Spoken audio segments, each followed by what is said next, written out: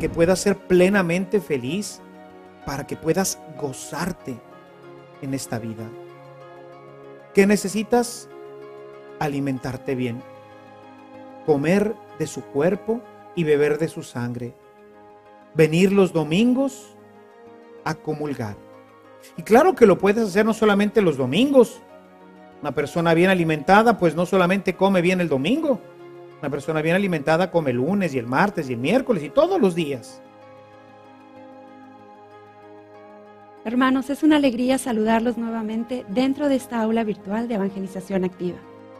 Continuando con nuestro aprendizaje y una vez que hemos conocido la vida en abundancia que Dios planeó para nosotros, el estudio lo enfocaremos en experimentar esta vida y para ello es necesario estar unidos a Cristo.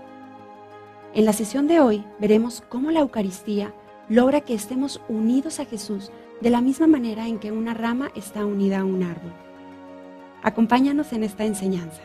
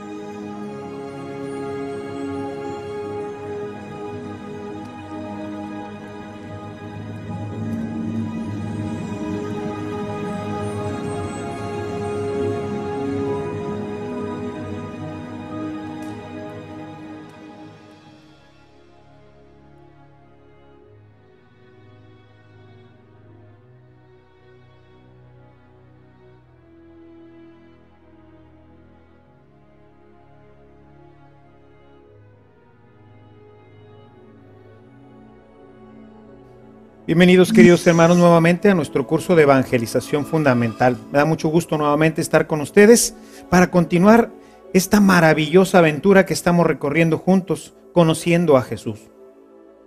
Hoy vamos a introducirnos en un tema maravilloso, pero antes de eso quisiera recordar un poco cómo venimos en nuestro desarrollo.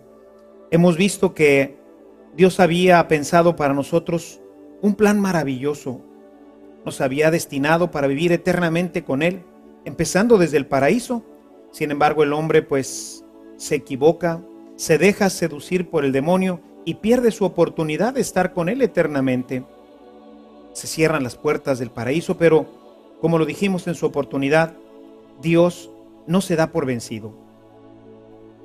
Dios quería que tú y yo tuviéramos una vida maravillosa, una vida en abundancia, una vida plena, no solamente en el cielo, sino ya desde esta tierra. Y por eso, como lo veíamos en nuestro tema pasado, vemos cómo Jesús viene a morir por nosotros, viene a morir por ti y viene a morir por mí. El precio de nuestro rescate, su sangre preciosa. Él da su vida, da su sangre para que tú y yo tengamos vida y la tengamos en abundancia. Pero ¿cómo le hacemos para tener esa vida en abundancia? Bueno, pues Dios ha preparado un proyecto maravilloso para nosotros. Dios quiere que esta vida en abundancia la podamos tener tú y yo. Y para poderlo hacer, hay una cita en la Sagrada Escritura, en el Evangelio de San Juan, en el capítulo 15, los versículos del 1 al 7. Yo soy la vid verdadera, y mi Padre es el viñador. El Padre corta todas las ramas unidas a mí que no dan fruto y poda las que dan fruto para que den mucho más fruto. Ustedes ya están limpios gracias a la palabra que les he comunicado. Escucha, quisiera que si tienes ahí para subrayaras el versículo 4. Permanezcan unidos a mí como yo lo estoy a ustedes. Ninguna rama puede producir fruto por sí misma, sin permanecer unida a la vid. Y lo mismo les ocurrirá a ustedes, si ustedes no están unidos a mí. Yo soy la vid, ustedes las ramas. El que permanece unido a mí, como yo estoy unido a él, produce mucho fruto, porque sin mí nada pueden hacer. El que no permanece unido a mí es arrojado fuera como las ramas que se secan y luego son amontonadas y arrojadas al fuego para ser quemadas. Si permanecen unidos a mí y mis palabras permanecen en ustedes, pidan lo que quieran y lo tendrán. Este texto nos indica con gran claridad cómo es posible que esta vida maravillosa que Dios nos ha traído, la podamos vivir tú y yo. Es necesario para ello estar unido a Jesús. Si tú te fijas en el Evangelio de San Juan, en el capítulo 11, en el verso 25, Jesús nos dice que Él es la vida. Y por eso en este capítulo que ahora hemos leído, nos hace entender cómo nosotros como ramas estamos unidos a Él. A través de la savia empieza a circular por nosotros esta corriente de vida. Por eso dice en el texto, pero ¿qué pasa si se rompe la rama? Si la rama se separa, pues entonces se seca y ya no da fruto. Necesitamos entonces estar unidos a Él de la misma forma en que la rama está unido a su tronco, porque del tronco es en donde están las raíces y de las raíces es desde donde sube la savia, que es lo que le da vida a todo el árbol. Seguramente que si Jesús hubiera vivido en este tiempo moderno, quizás nos hubiera dado otro ejemplo que quisiera hoy ponértelo. Imaginémonos que fuéramos nosotros unos tostadores. Quizás Jesús hubiera dicho, si viviera en nuestro tiempo, diría: yo soy la corriente eléctrica y ustedes son los tostadores. Ustedes son los tostadores, las licuadoras, las planchas. Y bueno, pues decimos, o sea, si yo soy un tostador, el mejor tostador del mundo, maravilloso, perfecto, pero no estoy conectado, pues entonces no sirvo para nada.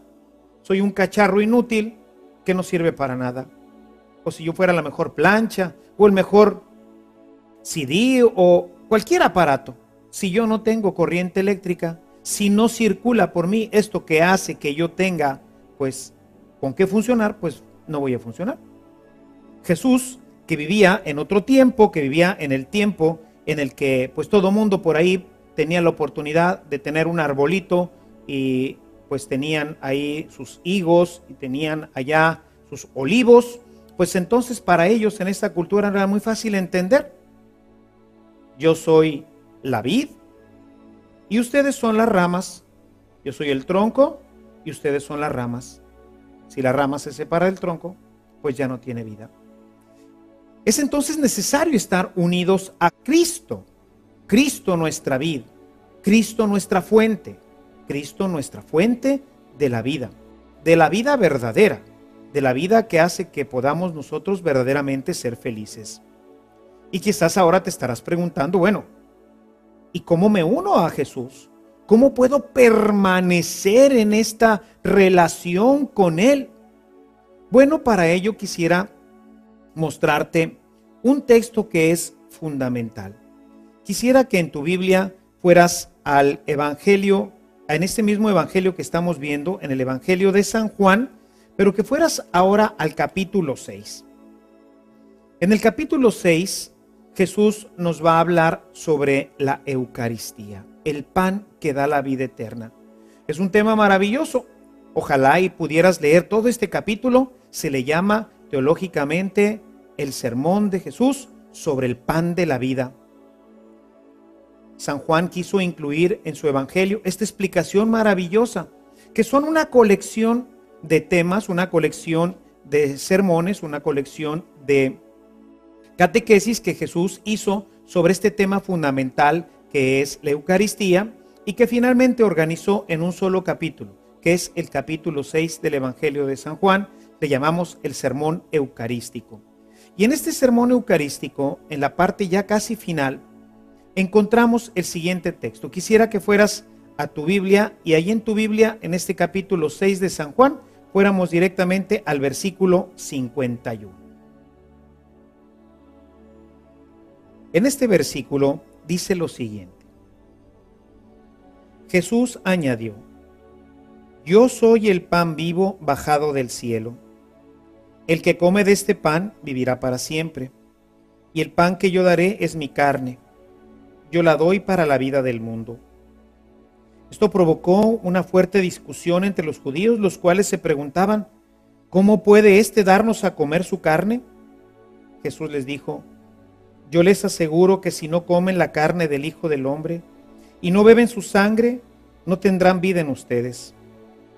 El que come mi carne y bebe mi sangre tiene vida eterna, y yo lo resucitaré en el último día. Mi carne es verdadera comida, y mi sangre verdadera bebida. El que come mi carne y bebe mi sangre, permanece en mí, y yo en él. El que come mi carne y bebe mi sangre, permanece en mí, y yo en él. Si te fijas, es exactamente lo que acabamos de leer en el capítulo 15. Permanezcan en mí. Si ustedes no permanecen en mí, pues entonces no tienen vida. Pero si permanecen en mí, entonces yo les doy la vida y les doy la vida eterna. Y Jesús nos aclara que para poder tener esta vida eterna, necesitamos comer su carne y beber su sangre.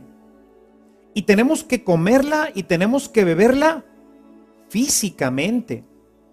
Esto causó un gran escándalo entre ellos. Tanto es así que si tú te fijas en este mismo capítulo, pero en el verso 67, Jesús les va a preguntar a sus mismos apóstoles si ellos se van a ir, porque la gente que escuchó esto se escandalizó. Jesús les dice: ¿y ustedes también se van a ir? ¿Por qué se escandalizó tanto la gente? San Juan ha sido muy precavido en escoger las palabras exactas en griego. Recordemos que Jesús predicaba en hebreo, que era el lenguaje en el que pues hablaban en aquel tiempo, ¿verdad? Hablaban en arameo, precisamente. Y en arameo Jesús utilizó unas palabras que escandalizaron, y entonces, para reportárnoslas a nosotros, el evangelista San Juan buscó los términos griegos que mejor pudieran haberlo representado. Todo el capítulo 6, como decía, nos refiere este tema de la Eucaristía, que empieza con la multiplicación de los panes. Yo les daré un pan para la vida eterna, un pan que hay que comer. Sus padres comieron del pan del maná en el desierto, pero se murieron. El pan que yo les daré será un pan para la vida eterna. En griego tenemos dos verbos. Tenemos el verbo phagein, como lo estás viendo ahorita ahí en tu pantalla. El verbo phagein significa comer. Quizás sea una palabra conocida para ti, porque seguramente habrás oído el término de antropófago. Antros, hombre, fagos, comer. Es el que se come a los hombres, se los mastica. Y hay otra palabra que es la palabra trogon. La palabra trogon también es comer. Nada más que la palabra trogon tiene la característica de que es realmente el ejercicio de masticar y deglutir. Podríamos nosotros, si el apóstol no hubiera sido tan preciso, nosotros podríamos haber pensado que se refería simplemente a comer en un sentido figurado. Seguramente habrás oído aquella expresión de, por ejemplo, le dice el esposo a la esposa: mi vida, te comería a besos. Sabemos que no se la va a comer. Es un término nada más romántico, poético. Hay en la escritura, por ejemplo, en Jeremías, un pasaje en donde Dios le dice a Jeremías que se coma este rollo, es un rollo de la ley. Y bueno, pues nos dice que cuando lo comió le supo muy rico en la boca, pero luego le amargaron las entrañas. Se está refiriendo a la asimilación de la palabra de Dios. La palabra de Dios sabemos que pues es muy rica, nos gusta escucharla, pero a la hora que la vivimos, a la hora que la predicamos, nos amarga la vida, nos amarga las entrañas. Por eso es que pues todos los profetas terminaron siempre como mártires. Y vemos ahí entonces el uso de esta palabra phagein, en donde se refiere precisamente pues a un uso general. De hecho, todos los términos que utiliza antes de pasar al versículo 54, ha usado la palabra phagein. Pero inmediatamente después va a usar la palabra trogon, la cual nos habla de masticar. Es el proceso propiamente de deglutir, de comer físicamente. Por eso la gente en ese momento se escandalizó. Ellos estaban entendiendo que tendrían que comérselo, que tendrían que masticarlo. Imagínate, tendrían que masticar a Jesús. Tendrían que agarrar uno de sus brazos y morderlo, comerlo, arrancarle un pedazo de carne y comérselo. Esto era realmente una locura. ¿Quién podría hacer eso? Van a decir precisamente los judíos, ¿quién podrá aceptar todo esto? ¿Quién podrá aceptar esta doctrina? Dice en el versículo 60, muchos de sus discípulos al oír a Jesús dijeron, esta doctrina es inadmisible. ¿Quién puede aceptarla? Era verdaderamente difícil entenderlo. Sin embargo, Jesús lo tenía todo planeado. Jesús tenía todo perfectamente programado para que nosotros pudiéramos comer su carne, para que pudiéramos beber su sangre. Si me acompañas, ahora vamos al capítulo 26 del Evangelio de San Mateo, la última cena. Jesús, estando ahí en la última cena, cuando ya se pone a la mesa, puedes leer lo siguiente a partir del versículo 26.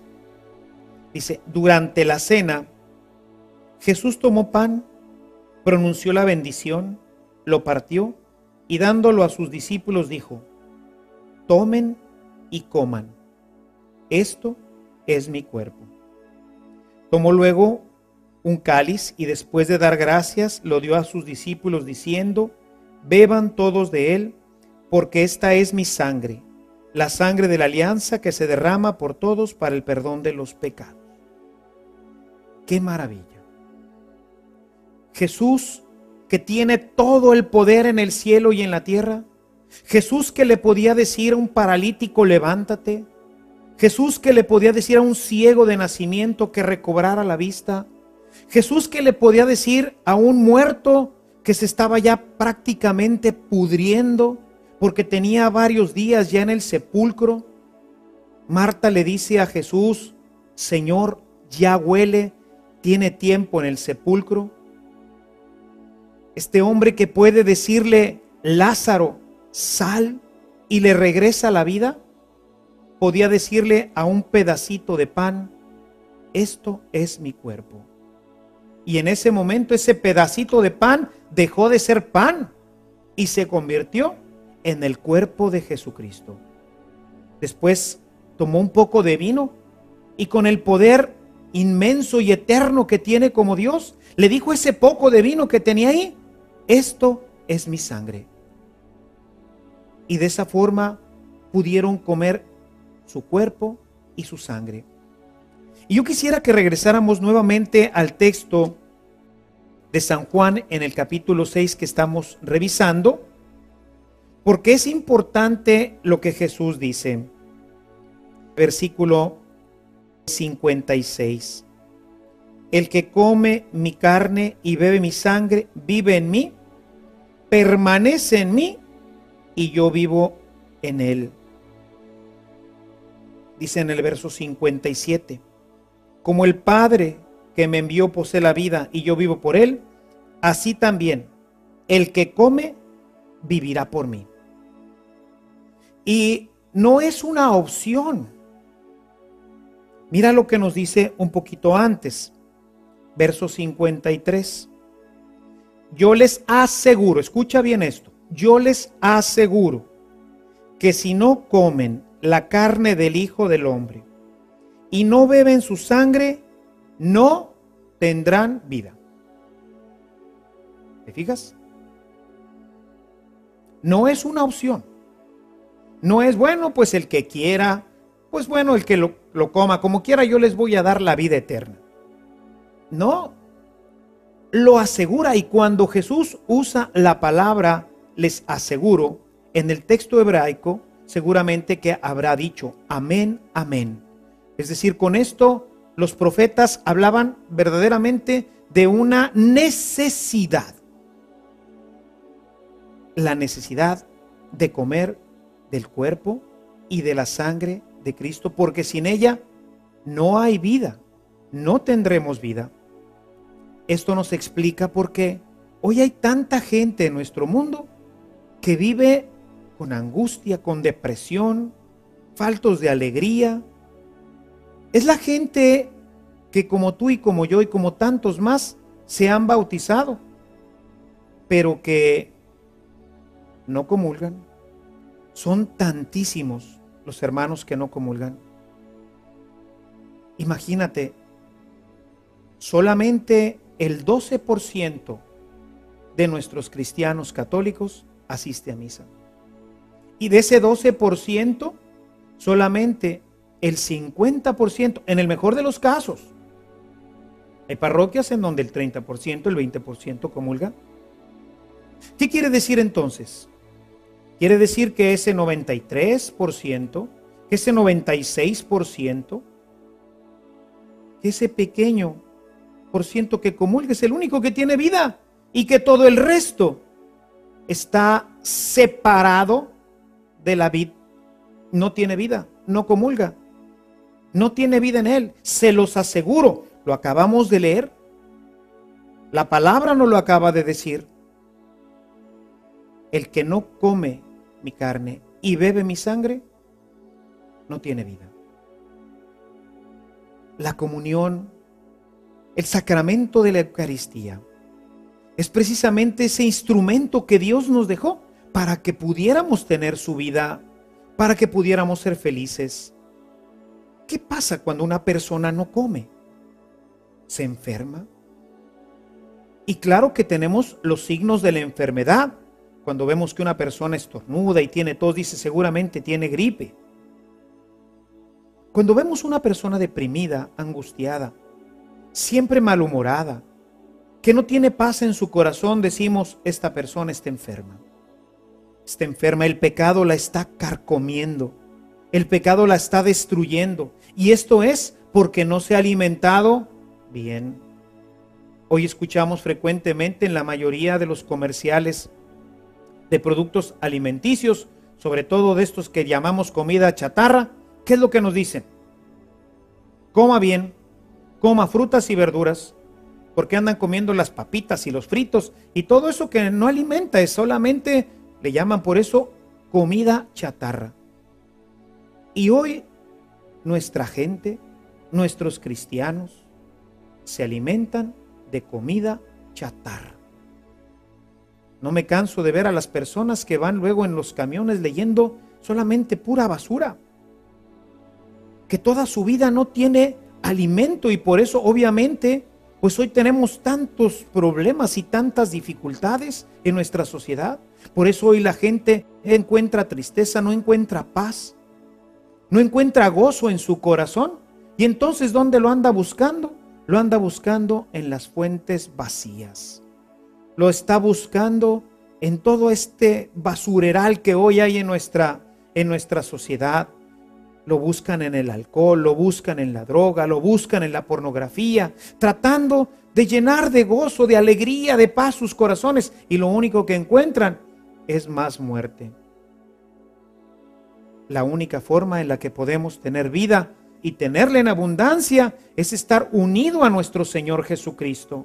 Pero la única forma en la que podemos estar unidos perfecta y plenamente con Él es a través de la Sagrada Eucaristía. Por eso la invitación de Jesús a que lo comamos. La gente de su tiempo se escandalizó. Hoy la gente no se escandaliza, simplemente no le interesa.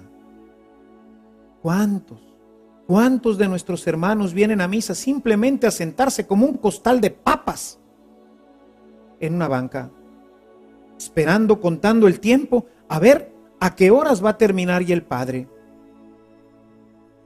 Van a la fiesta, pero no comen. Van a la fiesta esperando a ver en qué momento se termina para salir rápidamente corriendo a sus demás actividades.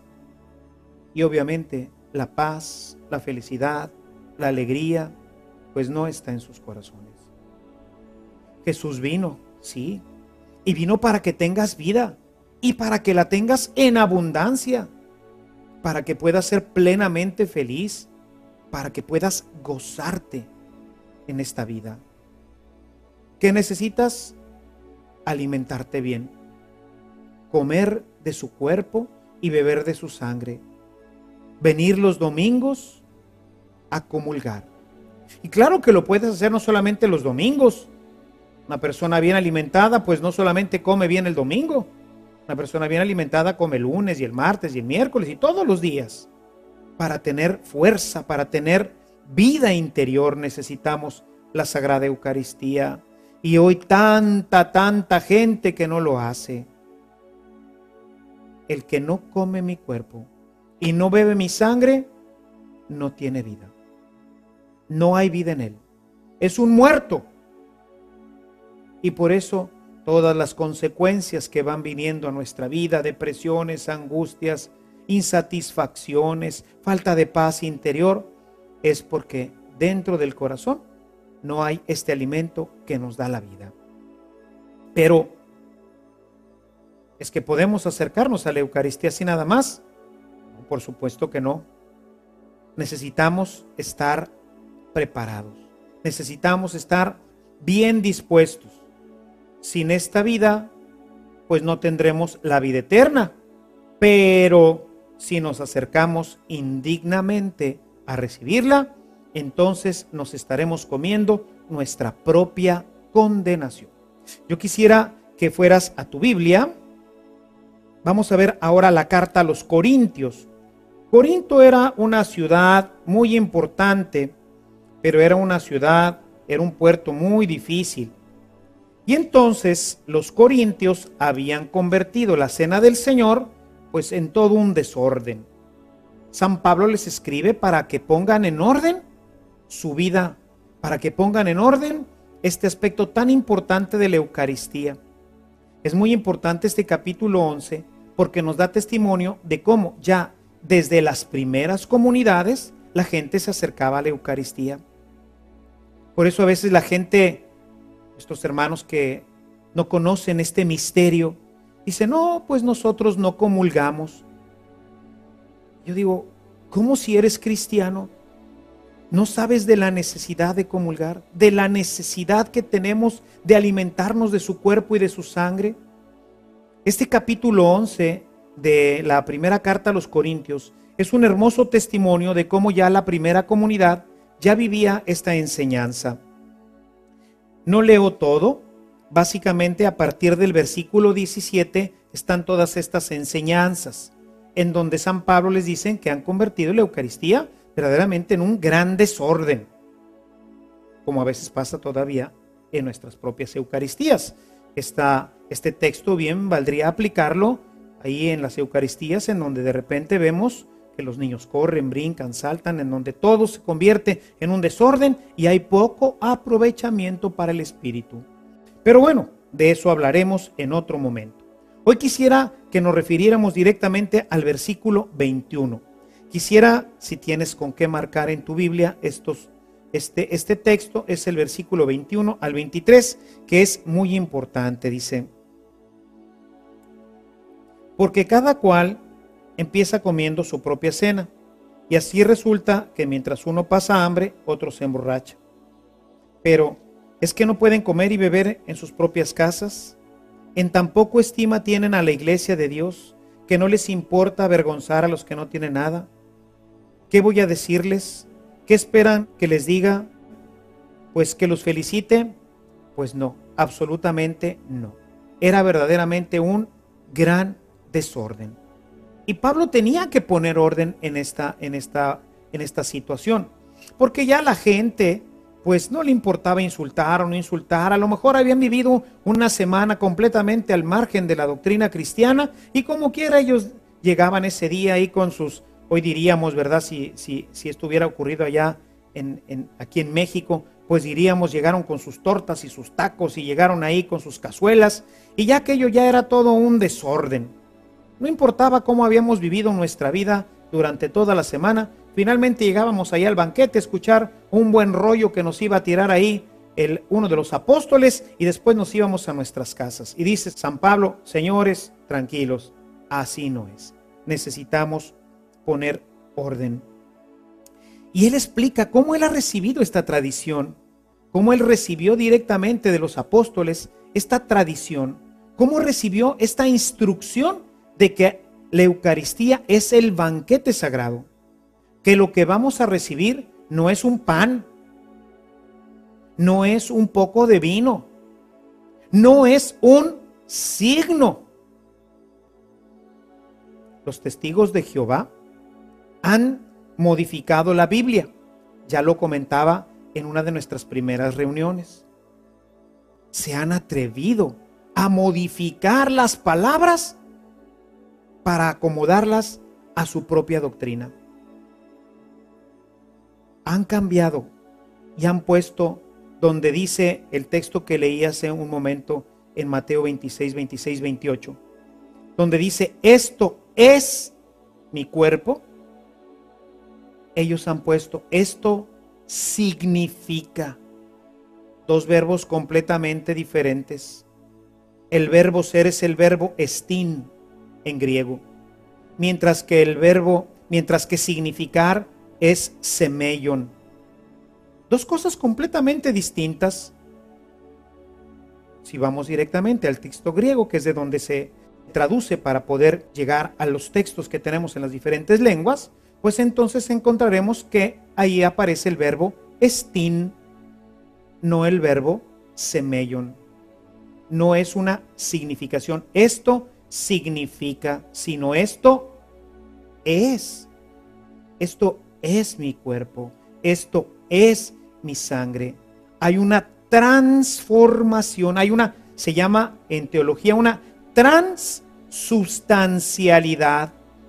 Deja de ser una substancia, ya no es la substancia de pan, sino que ahora es la substancia de Cristo, verdaderamente su cuerpo. No es una significación. Lo que nosotros hacemos cada domingo no es simplemente una representación de lo que ocurrió en la última cena. Teológicamente se le llama memorial. Nosotros hacemos una memorialización, no un recuerdo. Cuando nosotros celebramos nuestra fiesta de cumpleaños, nosotros ese día, ¿qué estamos haciendo? Pues ese día estamos recordando que hace 10, 20, 30, 40, los años que tengamos, nacimos. Pero no es que ese día volvimos a nacer. Es simplemente un recuerdo. Nos gusta recordar. Nos gusta, pues, invitar a nuestros amigos, porque claro que fue el día en que nacimos, pues fue un gran día. Ese día tuvimos la vida. Para nosotros es un día importante. Y los invitamos a recordar. Jesús nos invita el domingo a memorializar. Es su memorial. Hacemos ahí un momento que trasciende el tiempo. Y el sacerdote que toma en sus manos ese pedazo de pan dice: esto es mi cuerpo. Esta es mi sangre. San Pablo lo dice claramente. Si gustas acompañarme en esta lectura, dice: del Señor recibí la tradición que les he transmitido, a saber, que Jesús, el Señor, la noche en que iba a ser entregado, tomó pan, y después de dar gracias lo partió y dijo: esto es mi cuerpo entregado por ustedes. ¿Te fijas? Esto es mi cuerpo. No dice esto significa mi cuerpo, sino esto es, del verbo ser, de tener la sustancialidad, la esencia. La Eucaristía es realmente Jesús. Igualmente, después de cenar, tomó el cáliz y dijo: este es el cáliz de la nueva alianza sellada con mi sangre. Cuantas veces beban de él, háganlo en memorial mío. No dijo: cuando lo hagan me van a recordar. No, no estamos recordando. Podemos recordar cuando leemos la Sagrada Escritura y podemos cuando vemos, por ejemplo, la Pasión de Mel Gibson y otras tantas, la de Sefirel y otras tantas, pues ahí podemos recordar ese momento. Podemos ver cómo Jesús en ese momento, pues toma el pan y toma la copa con el vino y pronuncia estas palabras. Está recordando, estamos recordando, pero en misa no. El sacerdote, constituido por Jesús como un alter Christus, en ese momento él puede, con el poder que él mismo le confirió, transformar el cuerpo y la sangre del Señor para que todos lo comamos, porque si no, ¿qué hubiera sido de nosotros? Pues bueno, Pedro y los demás apóstoles, pues claro, ese día comieron su carne y bebieron de su sangre, porque Jesús dijo: este es mi cuerpo y esta es mi sangre. Pero ¿y todos nosotros que somos cristianos? ¿Y todos nosotros que necesitábamos también de este alimento? ¿Qué es lo que íbamos a hacer? ¿No tendríamos ya más alimento? Necesitaba dejarnos también la posibilidad, la capacidad de que esto se repitiera. Y todos los apóstoles fueron comunicando a través de la imposición de las manos este poder que recibimos ahora también nosotros, los sacerdotes de este tiempo, para, como lo hicieron en aquel, poderlo seguir haciendo también nosotros, de manera que todo el pueblo cristiano se pueda seguir alimentando del cuerpo y de la sangre de Jesucristo. Pero no termina ahí el texto. Dice en el versículo 26: así pues, siempre que coman de este pan y beban de este cáliz, anuncian la muerte del Señor hasta que venga. Escucha ahora el 27. Por eso, quien coma el pan o beba del cáliz del Señor indignamente, peca contra el cuerpo y la sangre del Señor. Más claro no puede estar. Lo primero que nos deja ver esta cita es que realmente Pablo, que no cenó con el Señor, y toda esta comunidad que estaba reunida allí en Corinto, no había cenado con el Señor. Ellos reconocían que en el pan y en el cáliz, una vez que se habían pronunciado las palabras, que hoy llamamos consacratorias, a partir de ese momento ya no era más pan y ya no era más vino. Por eso el que se lo coma indignamente peca contra el cuerpo y la sangre del Señor, que es lo que está ahora ya en ese pedazo de pan y en ese pedazo de vino, en ese poco de vino que ya no es pan y que ya no es vino, sino que ahora es el cuerpo y la sangre del Señor. Y dice, verso 28, examínese pues cada uno a sí mismo antes de comer el pan y beber del cáliz, porque quien come y bebe sin distinguir el cuerpo, come y bebe su propio castigo. Y mira lo que dice en el verso 30. Por eso hay entre ustedes muchos enfermos y débiles, y son bastantes los que mueren por esta razón. Cuando la gente se acerca indignamente a comulgar, se está comiendo su propia condenación. Hay gente que piensa que puede vivir su semana y puede hacer lo que quiera durante la semana y puede llegar tranquilamente a comer y a beber del cuerpo de la sangre del Señor. Para poder acercarnos dignamente a recibir el cuerpo y la sangre del Señor, necesitamos ir en lo que hoy conocemos nosotros como en estado de gracia. Necesitamos estar en comunión con Cristo. Lo único que nos separa de Él, pues es precisamente el pecado. Lo único que nos separa de Él es el pecado. Si nosotros no estamos en comunión con Él, pues ¿cómo vamos entonces a recibir la comunión? Hay gente que dice, no, yo primero pues comulgo y después me confieso, después voy a reconciliarme con Dios. Cuando yo ofendo al Señor, cuando yo hago lo que Él me prohíbe hacer, como ya lo hemos visto anteriormente, se rompe nuevamente mi relación con Él y necesito nuevamente volverla a entablar. Un ejemplo que me gusta ponerle mucho a los niños, porque se me hace que cuando el niño puede comprender esto, pues es también muy fácil que nosotros como adultos lo comprendamos. Imaginémonos que el niño está jugando como todos los niños y pues ese día llovió y ya ven que a los niños les encanta, a todos nos ha gustado jugar con el lodo, hacer pastelitos y castillitos. Y bueno, pues llega el niño que está casi para echarlo así completito a la lavadora, ¿verdad? Viene todo completamente lleno de barro, viene completamente lleno de lodo. Imaginémonos que el niño pues ya la mamá lo llama para comer, ha estado jugando toda la mañana ahí con el lodo y entonces pues llega así con todas sus manos completamente llenas de lodo y entonces le dice, oh, muy bien mamá, me voy a sentar a comer. Pero, momento, no.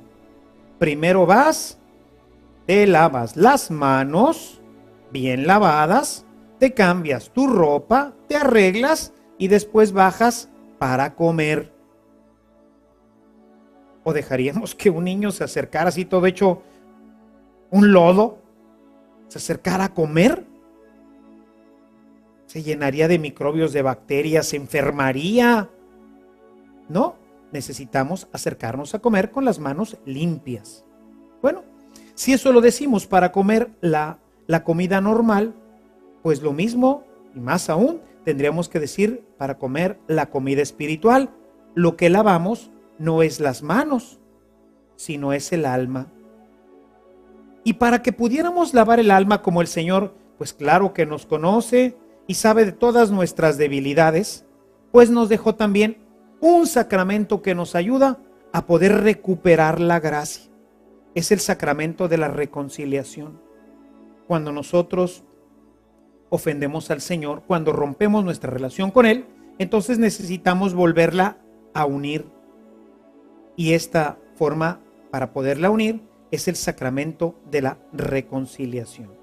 Necesitamos que Dios nos perdone los pecados.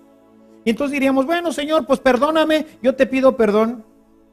Pues bueno, quizás nos gustaría eso. Y de hecho hay mucha gente que hace eso.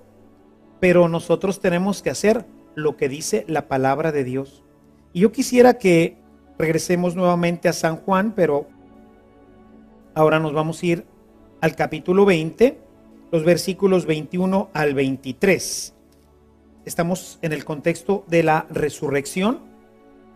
Jesús se aparece a los 11, están ahí todos reunidos. Les dice, la paz esté con ustedes. Es el domingo de la resurrección. Y Jesús les dice, verso 21, Jesús les dijo de nuevo, la paz esté con ustedes. Y añadió, como el Padre me ha enviado, yo también los envío a ustedes. Pon atención en las palabras. De la misma forma que el Padre me envió a mí, así los envío yo a ustedes. ¿Y qué es lo que hace enseguida? Verso 22. Dice, sopló sobre ellos y les dijo, reciban al Espíritu Santo. Escucha, verso 23. A quienes les perdonen los pecados, Dios se los perdonará. Y a quienes se los retengan, Dios se los retendrá. De la misma forma que el Padre me envió, así los envío yo a ustedes. Los llenó de Espíritu Santo y les dio el poder para perdonar los pecados. Pero más aún, lo más interesante de este texto es que les dio el poder para retenerlos. Si una persona llega a confesarse pero no viene arrepentida, Si el sacerdote se da cuenta cuando llega que viene simplemente a cumplir pues con un trámite, como a veces nos pasa. ¿Cuántas veces me toca confesar gente, ayudarle en su proceso de reconciliación a la gente que viene simplemente a confesarse porque el día siguiente se casa un hijo, o porque va a tener una fiesta, porque va a ser padrino, pero tiene años de no hacerlo y no le interesa? Pero claro que le pidieron allí en la parroquia que llenara un papelito, se lo enseñara al sacerdote, que se lo firmara para que luego pudiera llevarlo y decir, ya me confesé.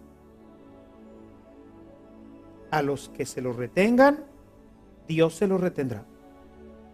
No porque yo voy a confesarme, automáticamente me va a perdonar el Padre. Exige forzosamente el arrepentimiento, el cambio de vida, porque me voy a volver a acercar a esta fuente de gracia que es Dios, porque me va a preparar este estado de gracia para volver a comer del cuerpo y de la sangre para que pueda yo tener vida. Nos acercamos al sacerdote en el sacramento de la reconciliación para que Él, en el nombre de Dios, en el nombre de Jesucristo que tiene poder para perdonar los pecados, me perdone mis pecados. Y hay gente que dice, no, el sacerdote, ¿por qué tengo que ir yo con un padre? Es igual que yo, es un humano como yo. Momento, sí, humano sí, igual no. Dice, reciban el Espíritu Santo. Y hay un envío. Nosotros recibimos el Espíritu Santo el día de nuestro bautismo. Y podemos ver que es diferente lo que Jesús dice en cuanto a lo que hace el Espíritu Santo en el bautismo. Vayan por todo el mundo y bautícenlos. ¿Para qué? Para que forman parte de mi pueblo, para que formen parte de la familia. Y sabemos que por el bautismo, como ya lo mencionamos, empezamos a ser hijos de Dios y hermanos de todos nosotros. Nos unimos a Jesús, a la gran familia de Dios. Pero a los 11 reunidos en ese día, los envió con la misma misión que él había recibido del Padre, que era reconciliar al mundo con él. Y para ello, pues obviamente tendría que darles el poder. Hay un texto para aquellos que dicen, no, es igual, son hombres como nosotros. Yo quisiera que fueras directamente del capítulo 9, hay un pasaje interesante que nos ayuda a comprender mejor esto. En este pasaje, a Jesús le llevan unas personas a un paralítico. Este paralítico va llevado entre 4 amigos y se lo llevan para que él lo sane. Jesús, al ver la fe de estos hombres, pues va a ayudarles. Si gustas, capítulo 9, los versículos del 2 al 8.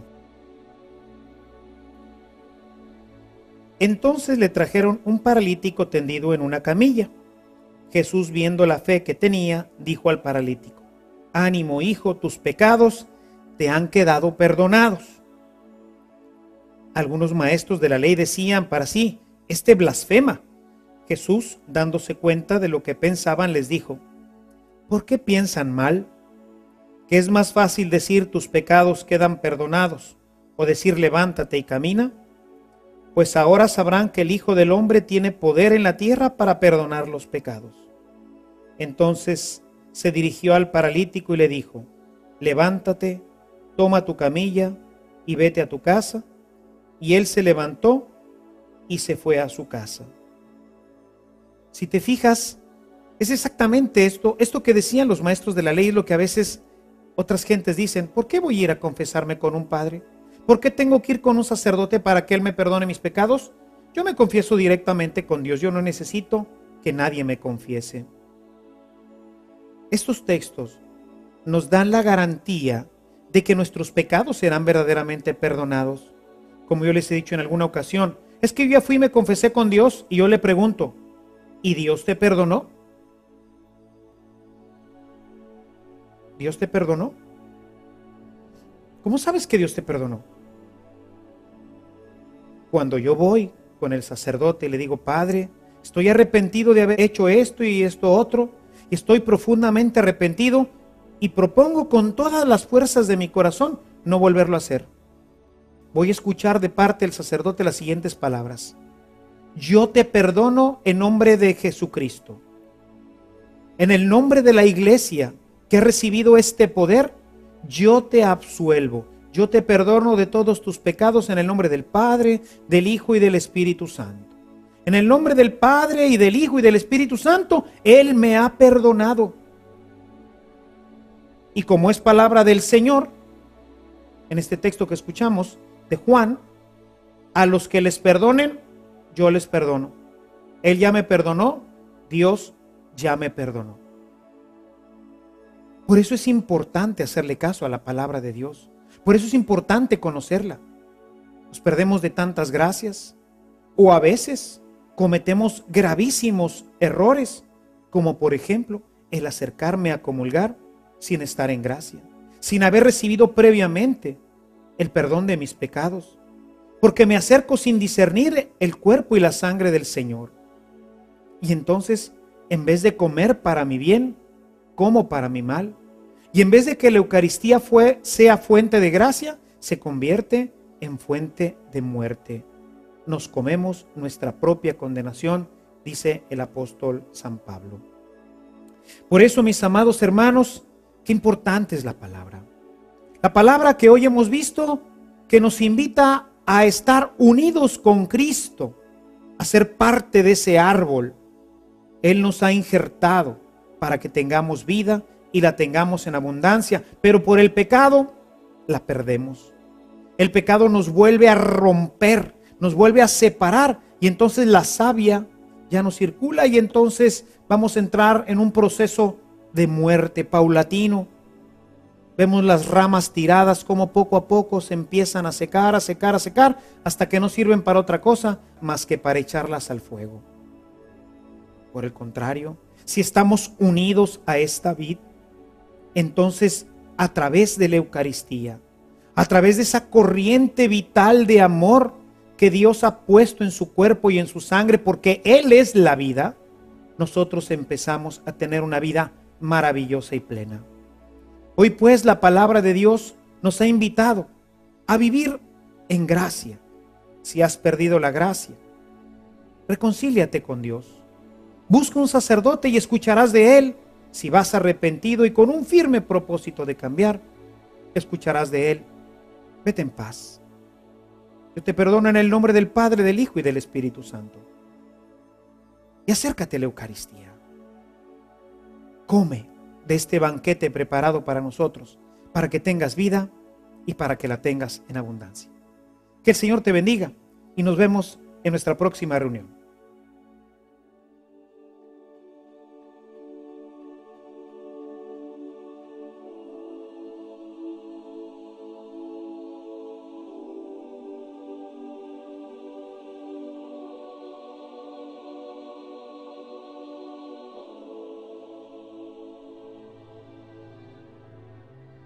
Esperamos que después de esta sesión sientas un gran deseo por unirte más a Jesús, comiendo su cuerpo y bebiendo su sangre. La próxima semana continuaremos con este fascinante tema en el que el Padre Ernesto explicará cómo podemos ser dignos de participar de esta comunión plena y perfecta con Dios si hemos estado viviendo en pecado. Hasta entonces.